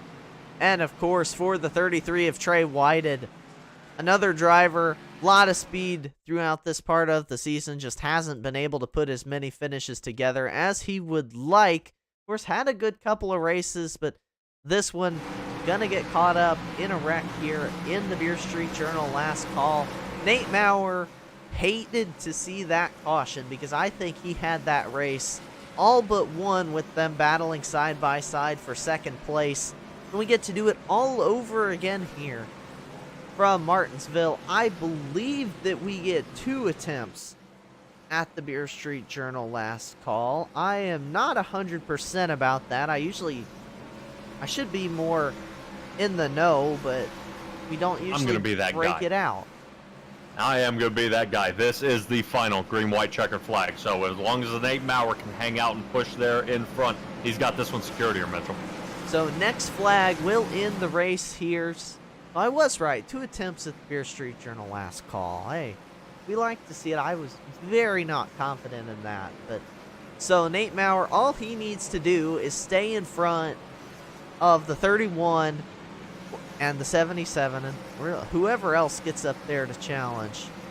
Brantley also out in the chat helping me out, saying this will be the last Beer Street Journal last call tonight. I mean, I can't imagine the pressure Nate Maurer has behind the wheel of that race car. Looking for a second win of the season.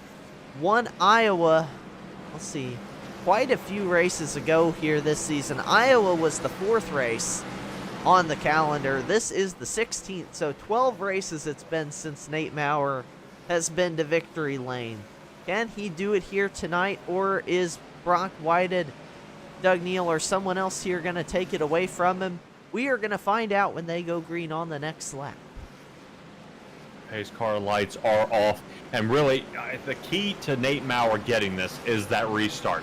He can't spin. If he spins his tires, they're going to be dooring each other. They're going to be sitting there trading as much paint as they can. I definitely expect to see somebody slide or spin. If 31 can edge him by a nose and the caution comes out, that'll be the end of the race. So Nate Maurer, this is his time to shine. He has to maintain calm and push forward. So Doug Neal, I'm sure, is going to give him a shot from behind and go ahead and push him forward as that 77 gets ready up for the final restart. Nate Maurer, away he goes, diving into turn 1. All right, now watch that bump. Here it comes.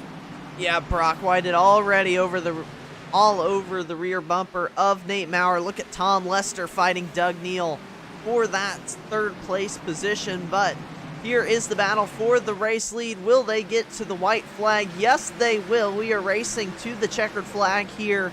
Again, this is the final lap of the race, and Brock's put himself in a great position. What does he do, though? Into turn 3, does he dive it in on Nate Maurer?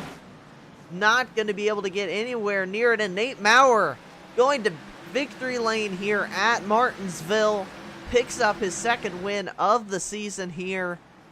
Ran a great race here late going, just did a great job holding off the pressure, and he is going to bring home tonight's race win. All right. Great job there by Nate Maurer, going ahead and getting away. I would probably say, looking at the replay back at the broadcast, it did look like Brock Whitehead did check up there, diving into 2. It looks like he had a heck of a run. You saw he started outside, aim for the triangulation of that turn, and as he sped up, it looked like the nose end dropped back down again, not to shove the 971 out of turn 2 and get them both out of sorts. So really good job there by Brock Whitehead. I believe he went ahead and checked up there a little bit on that turn and went ahead and filed in 2nd place. So Nate Maurer taking the win, Brock Whitehead in 2nd, and Doug Neal, his teammate, in 3rd. Really great job. I mean, look at that. Tom Lester up 11 spots, and in the 48 machine placing 4th, and Martin Plute, after all that, ended up getting the 5th place finish. So wow, that was That was a tumble up by a lot of these drivers here, but really, good thing we're at the end. Whew. Yeah, look at the team burnouts as well coming from the Simbox Motorsports cars. This does break a career best finish for Tom Lester as well. Coming into tonight, his best was a 7th at Atlanta. So he is going to get his first top 5 this season in his NSRA career. So good run for Tom Lester. Little shy of the podium, though. We are going to be talking to Doug Neal in 3rd, Brock Whited in 2nd, and your race winner here, Nate Maurer, when we come back. So stick with us here. We'll have your post-race interviews in just a minute.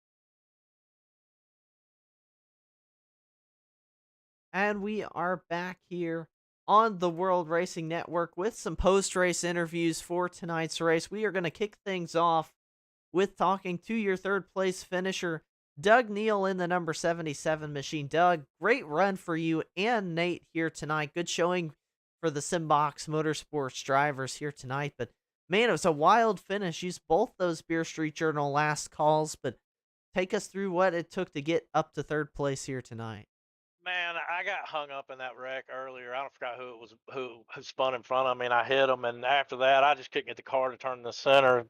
So I kept turning the brake bias down as low as I could get it, and I finally started getting it to rotate a little bit better in the center. But I think I might have had a little something for him if I could have, if I could have got it to turn. But I'll take 3rd place. I think that might be my best finish this season. I'm happy with it. That's about it. Well, it was a chaotic race. You kept your car, I'd say, relatively clean. We looked through the field a couple cautions ago, and we didn't have a single car left clean here in tonight's race. So you all definitely using those bumpers, really being aggressive to get those positions. Is that kind of what you felt down there on the track as well? It was. Everybody. I back my entry up a lot here at Martinsville so I can get a good run off. But and I noticed a lot of guys when I was doing that, they were just really closing the gap on me on the entry. Man, I was worried about getting beat and banged. I think Jordan got into me one time, Shepler, but it's just 2 guys racing for the same spot, man. I'm not worried about that. It's a short track, and there's going to be beating and banging the whole time. So, and it's a lot of fun. I enjoy short track racing and the flat tracks. All flat tracks I love. We've got one, I believe Milwaukee. I would call it a flat track coming up. Oh, yeah. I love Milwaukee. That's one of my favorites, man. That kind of answers another question I had coming for you. That track going to end the regular season. I mean, I've never raced there myself, but I've watched you all race there before. That track definitely puts on a show I think we have to look forward to here in 2 weeks. Yeah, it's a lot of fun. If you can get the car to turn in the center, and it's fun. When you can run up front and you got guys that are battling with you like that. Yeah, I mean, because it's hard to run a 2-lane groove there, but you can. It can be done. You gotta baby the throttle a little bit if you're on the outside, or you'll get loose, especially off of 4. I've ended up on pit road a few times spinning off of 4. So no, it should be a good race. A lot of fun, I think. And congratulations to Nate tonight and Brock. Brock had a good race tonight. Good job for everybody. Yeah, and we are coming down to the close of the regular season. Things looking kind of tight for you on making it in on points or not, but how much are you paying attention to that, or are you just coming out here and trying to get the best finishes you can? I'm just trying to get the best finish. I seen where I honestly, last week was the first time I looked at the points all season. I didn't even know where I was at until last week, and so I'm just trying to get the best finish I can and hopefully squeak my way into the playoffs. Maybe. Hopefully, got my fingers crossed. If we can get a good run next week, maybe we can get in there. Yeah, it sounds like you're confident going into Milwaukee. We'll wish you definitely the best of luck going into that race. But before I let Thanks, you Mitchell. go, you got any shout outs you want to give to? Just my little button box company I got going. If anybody's looking for button boxes, just hit me up on Facebook, and I'll be glad to talk to you. We can do custom work for you. Choose your colors of buttons, your brake bias knobs, your extensions on your toggles, whatever you need. We can do dashes, and standard boxes also. So just hit me up on Facebook, and I'll be glad to work with you on something. And just my teammates, Nate, Tom Lester, Bryce Hunter, and Justin White. I enjoy racing with those guys every week, and good teammates to have.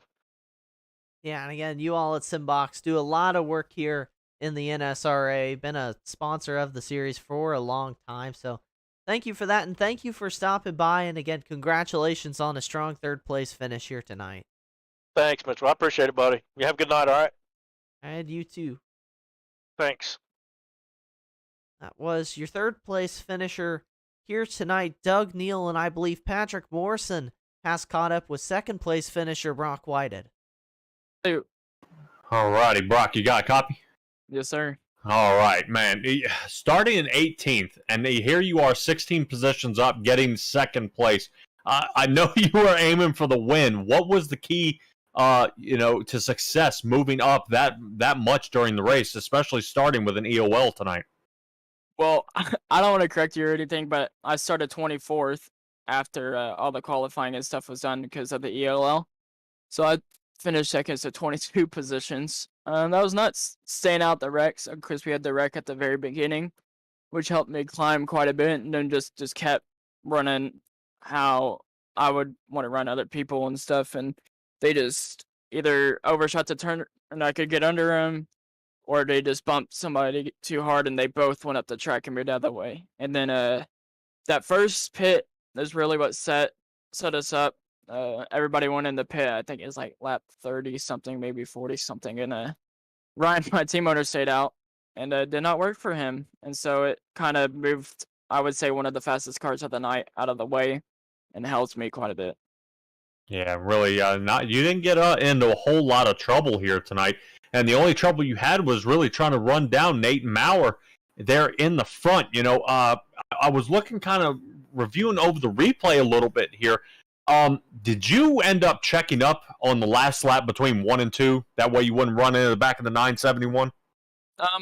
I'm not gonna lie, I did want to bump him out of the way, but not wreck him. You probably saw that off of 2 on the restart. But yeah, he backed up the corner way. He told me he backed it up. He didn't want to spin out or anything, but he said I was pressuring him. Yeah, I would say I hit the brakes a little hard. I'm fine with second. That's probably gonna move me up into the playoffs, but yeah, I definitely hit the brakes a little harder than I would have.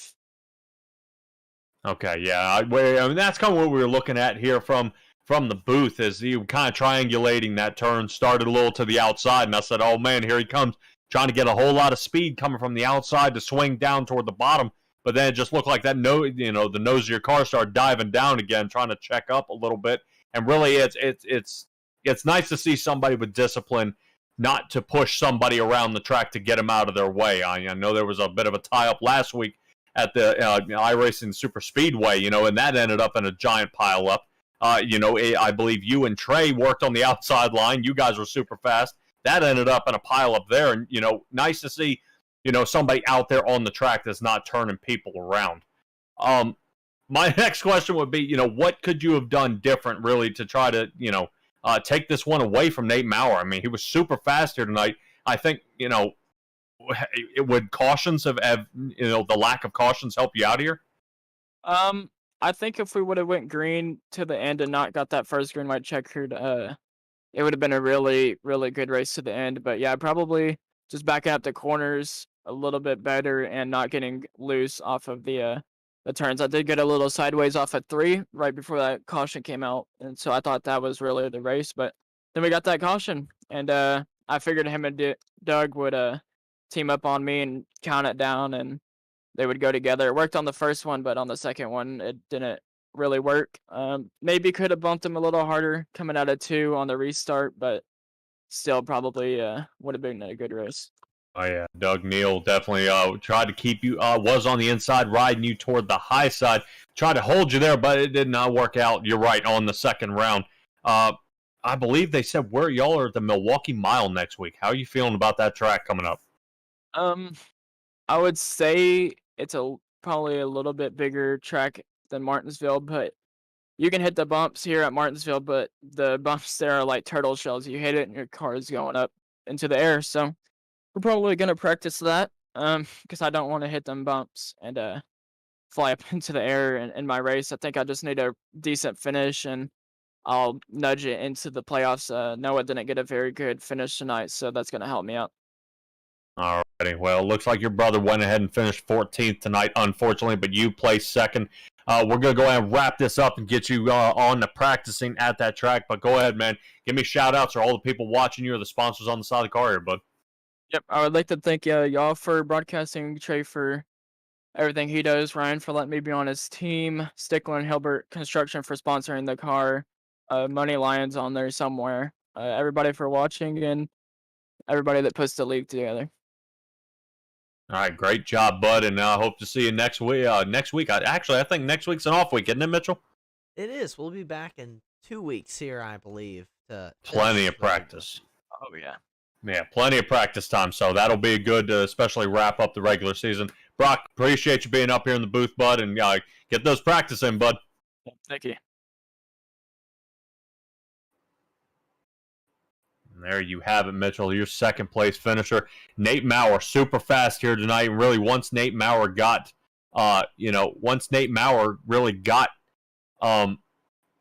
Sizemore out of the way, away he went, and he led by over 3 seconds or so.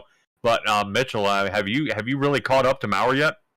Yep, I am down here in victory lane with Nate Maurer. Nate, it's been a little bit since I've talked to you down here. We were won Iowa earlier this season. Now you're back, win number 2, and what a time to do it here as we're getting closer to the playoffs. Eliminate Jason Gracias out of the race, and it makes it a lot easier. That is true. He's been on a tear. You broke the streak here, kept him from his 5th in a row in the races he's run here. But take us through your night. You had one of the fastest cars from the drop of the green flag, and once you got out to the race lead, just kind of seemed like you never looked back. Yeah, I mean, I just kind of rode behind Ryan there in the beginning of the race and seeing where his weak points was, and I was coming off of turn 4 and went to go into his inside in the middle of 3 and 4. He left the whole lane there, so I took it, and then he doored me, and I would have got the lead there and probably slowly pulled away from him. But, I mean, there's a lot of fast guys there in here tonight on the long run. Then I guess it might have been that, I don't even know what caution it was there towards the end. Everybody seemed to pit except for me and Brock, and I thought we were going to be sitting ducks, but still seemed to pull away from everybody on them fresh tires. How big a factor was tires here tonight, too, while we're on that? Because we saw a couple people make really long runs on tires, and then a lot of people come in and get tires almost every maybe 20 or 30 laps. Not that short, but you know what I mean. It seemed like there were some people who really stretched the tires, and then some who like to take tires very frequently. What was your take on the tires here tonight at Martinsville? You kind of got to weigh the tires with the track position. I mean, you get the new tires. I mean, you're definitely faster on new tires, but it felt that way anyway. And then, I don't know, you don't want to give up the track position, though. That's why I chose to stay out. But, I mean, like you've seen there in the beginning, Ryan Size, and one of the first cautions there, I chose to pit. Everybody else pit except for Ryan and Jason. And, I mean, I drove like 3.5 seconds away from everybody then. And then the guys that were behind them, that took tires, I guess it took them a little while to get around them. That's why I got a 3.5 second lead. So it's kind of a win-lose situation. It depends if you want to keep your track position or get fresh rubber.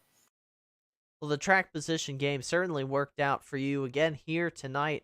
And it was really aggressive racing. We came down to the Beer Street Journal last call. How worried were you about Brock Whitehead behind you possibly using that bumper in the final turn to try and move you? I highly respect his brother Trey. I always love racing against Trey. He always racing me clean. Never really got the chance to race with Brock too much side by side, and I wasn't sure what to expect. But after he gave me that one bump on that second to last lap there, he gave me that bump going into turn 1. Yeah, that got to my head, and I screwed up about 3 more times after that. But much respect to him. He was the first one I said thank you to for racing me clean and not dumping me or moving me out of the way. Well, certainly it was a great race you all put on up front. And before I let you go here, gotta ask you about, we have an off week next week, but then in 2 weeks we go to the Milwaukee Mile to finish up the season. Have you raced there before, and what do you kind of think about that track? Fun track. I think I finished second there to Ben Mashburn last season. I can't remember. I don't seem to be that good at the flat tracks, such as like New Hampshire, Milwaukee Mile, those kind of places. But that 77 Doug Neal, he's good there. I'm sure he'll be taking me to school there next week. But hopefully we can come out with another top 5 there. Well, we definitely wish you the best of luck in doing that, and try to finish off the regular season with as much momentum as you can. But before I let you go, too, any shout-outs you want to give? Yeah, I got to give a shout-out to the sponsor on the car tonight, Simbox. I'm not fully moving away from Simbox, but Doug Neal, if you need a button box, hit up Doug Neal on Simbox PC on Facebook. Doug is a hell of a guy. He's done a lot for me. I picked up a new sponsorship, Redneck Nation, Bobby over there at Redneck Nation owner, clothing, they got a whole bunch of stuff. He jumped on board. I forgot I have a league paint in here tonight for Simbox and did not get the new paint uploaded. I know he's watching right now. So sorry, Bobby, but shout out to Bobby for coming on board for remainder of this season here on to the 971 Xfinity Camaro. Yeah, well, again, congratulations to you on picking up your second win of the season here at Martinsville, and good luck to you again when we return in 2 weeks to finish out the regular season at the Milwaukee Mile. Thank you, guys. Thanks for taking your time on this Thursday night for broadcasting, and go get your homework done. I certainly will try. I told them out in the chat. Post-race recap going to be a little delayed here because I have homework to do, presentation tomorrow and an essay due. So got stuff to do myself here. But Patrick, while we're here still broadcasting, it was a great race these drivers put on tonight. Yes, they had a lot of cautions, but can't complain when the race comes down to a Beer Street Journal last call. I mean, Nate Maurer and Brock Whited up front did a heck of a job putting on a show for us tonight. Yes, they did. Nate Maurer, I mean, that was kind of the key to this whole race, not just racing clean, but really getting those restarts down. You can't not expect cautions at Martinsville. I mean, these cars so large, such little track. I mean, there's going to be paint traded. You try to limit it as much as you can. We saw Ben Mashburn get caught up there a little bit. Philip Scott, I mean, he barely had any car left for that one. Adam Pettit, man, just got really not where he wanted to be, just bad positioning. And then Jason Grossi is breaking his streak, and now he's back in the 21st for his placement here tonight. So really, still, Mitchell, a great run out of a lot of these drivers. It was just trying to, make it that 150, I believe almost 158 laps we ran. Yeah, I think we came home with 159 laps is what the ticker's showing here. We'll take you through that finishing lineup, too, so you know where all your favorite drivers came home tonight. Of course, Nate Maurer picked up his second win of the season. We talked with him, as well as Brock Whited, who finished in second, and Doug Neal, who came home in third. And it is Tom Lester in fourth, again, his best career finish here in the National Sim Racing Association. Great run for the 48. Martin Flute came home in fifth. Brought it home without the bumpers on the car, so congratulations to Martin again. Justin White went from a 19th place starting position to finish in 6th. Then Josh Sobel came home in 7th. Ira Cole Haas brought it home in 8th. Ryan Sizemore, your pole sitter, ended up finishing 9th here tonight. And rounding out the top 10 all the way from a 22nd place starting position was Bryce Hunter in 10th. Yeah, and then we got one of the 3 Toyotas, Mike Tellier in the 47, finishing 11th. Jeremy Richmond in his Chevrolet, finishing 12th. Garrett Gleason, the 7, finishing 13th. 14th is Trey Whitehead. 15th is Sam Cole Haas. 16th is Jordan Shepard, followed by a couple of Fords here. Looks like we had Jason Shue and Philip Scott for 17th and 18th. Stan Houseman in 19th in his Chevrolet. Noah Owens in the 20th. Boy, and really Jason Gracias unfortunately ended up in that 21st position. And 22nd, Ben Mashburn and his Toyota, the final one to be there, 11 spots down for him in the 22nd position. Colton Gum in the 23rd position, his 10 car, and the 83 of Adam Pettit, rounding out the top 24 that you have here, Mitchell. But boy, what a run by a lot of these cars. A lot of pieces, in the dumpster at this point from getting all bent up. But we'll have to see what they had to do here in 2 weeks here at WRN. Yeah, 2 weeks away from Milwaukee Mile to close out the regular season, and with Adam Pettit struggling like he did here tonight, and second place in points, Nate Maurer winning the race, I have a feeling the points are going to get pretty shaken up going into the regular season finale. Again, that is going to be 2 weeks away here live on the World Racing Network. Same time, 9 p.m. Eastern, 8 Central, or wherever your time zone is that you're watching us from. We got to thank also all the sponsors that make Thursday night racing possible here on the World Racing Network. Of course, Beer Street Journal for sponsoring the Beer Street Journal Grand National Series. We definitely could not do this without them. Max Graphics, also Stay Tuned Sports, Simbox, Brookstone Animal Hospital. A lot of late Brookstone Animal Hospital Lucky Dog awards were given to Jason Shue there in those final cautions, who did end up still finishing 4 laps down. We also have Taz Racing Customs, J&R Craftworks, and Eclipse Photography, who all help make racing possible here on the World Racing Network and for the National Sim Racing Association. And Patrick, that's going to about do us here from our broadcast here from Martinsville, Virginia. You have anything else you want to add before you go off the air? Shout out also to your broadcasting channel, wink wink. I appreciate it, Mitchell. Man, really, I'm glad to be up here joining you in the booth here at WRN. If you guys would like to see more racing just like this, except we are running the next gens, the season opener over at simtracksbroadcasting.com. Go ahead and check us out. Pick a platform. We got Twitch, Facebook, and YouTube. We'll be racing the Daytona Opener. We did the duels this Wednesday to figure out who starts the pole and who starts in second. But we will see qualifying there, and then these guys will be getting underway. I've got over 30 drivers ready to go on that track. So next Wednesday, big day for Simtracks Broadcasting. But here, here at WRN, Mitchell, this is fantastic racing by the Beer Street Journal Series. You will see me occasionally out there on the track with these guys, but I assure you at this point, Martinsville was not one of my choices. This is one of those tracks I'm perfectly content to sit up here in the broadcast booth with. It's fun, but I don't miss the paperclip myself. I never had a lot of success here. But again, go check out our friends at Simtracks Broadcasting. Patrick and his crew will be starting up next Wednesday, you said, with your first broadcast over there. Definitely go check that one out. Then if you want more NSRA action, let's take a look in at where the NSRA Stay Tuned Sports Podcast Truck Series will be tomorrow night. They are racing right here at Martinsville. They continue to kind of follow us around, and I think that's going to be the trend through the playoffs as well. So if you can't get enough Martinsville and you want to see more of it, make sure to tune in to our friends over at 3 Wide TV.